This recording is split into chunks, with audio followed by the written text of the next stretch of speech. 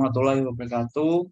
Perkenalkan, nama saya Widi Adrian Santoso dari Prodi S1 Keperawatan.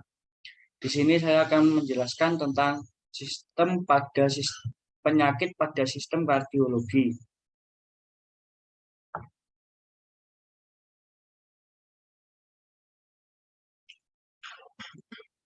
Yang pertama, jantung koroner adalah gangguan fungsi jantung yang terjadi saat arteri koroner tersumbat oleh timbunan lemak. Arteri koroner sendiri merupakan pembuluh darah yang memasok darah dan oksigen ke otot jantung agar tetap memompa. Penyebab jantung koroner adalah adanya penumpukan zat lemak secara berlebihan di lapisan dinding nadi pembuluh koroner. Biasanya ini dipengaruhi oleh pola makan yang kurang sehat dan kecanduan rokok, penumpukan plak. Hal ini menyebabkan arteri koroner menyempit, membatasi aliran darah ke jantung. Beberapa langkah untuk mencegah penyakit jantung koroner adalah yang pertama berhenti merokok, yang kedua membatasi konsumsi minuman beralkohol, yang ketiga mengelola stres dengan baik, yang keempat mempertahankan berat badan ideal, yang kelima menjalani pemeriksaan tekanan darah, gula darah, dan kolesterol secara berkala. Gagal jantung adalah kondisi kronis ketika jantung tidak memompa darah sebagaimana mestinya. Penyebabnya yang pertama kerusakan atau penyakit otot jantung. Yang kedua masalah pada katup jantung. Yang ketiga aritmia atau gangguan irama detak jantung. Yang keempat hipertensi, kelima anemia, keenam konsumsi alkohol dan obat-obatan terlarang. Gejalanya yang pertama sesak nafas, kedua kelelahan, tiga edema, empat takikardi. Cara pencegahannya adalah yang pertama menjaga berat badan, berhenti merokok, membatasi konsumsi minuman keras, berolahraga secara teratur, menjaga kadar kolesterol dan tekanan darah pada batas sehat. Penyakit jantung bawaan.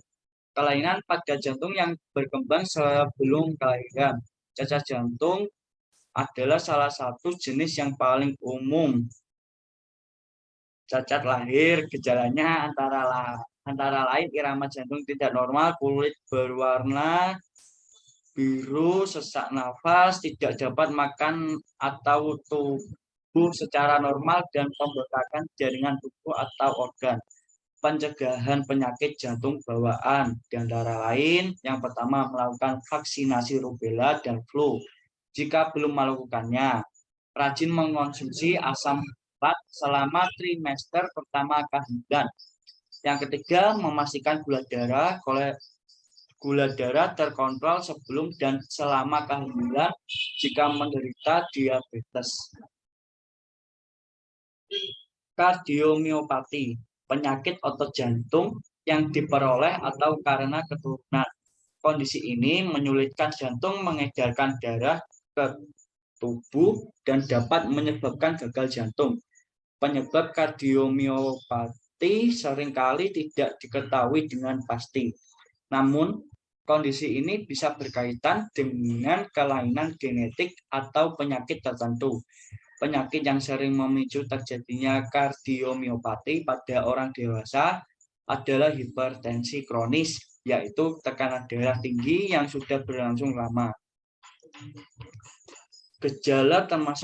Gejalanya termasuk sesak nafas, tungkai dan kaki bengkak dan perut kembung.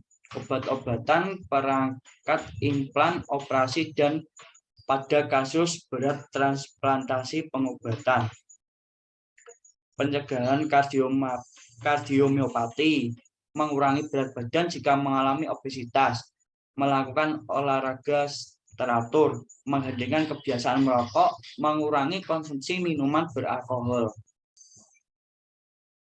Stroke, kerusakan otak akibat gangguan suplai darah.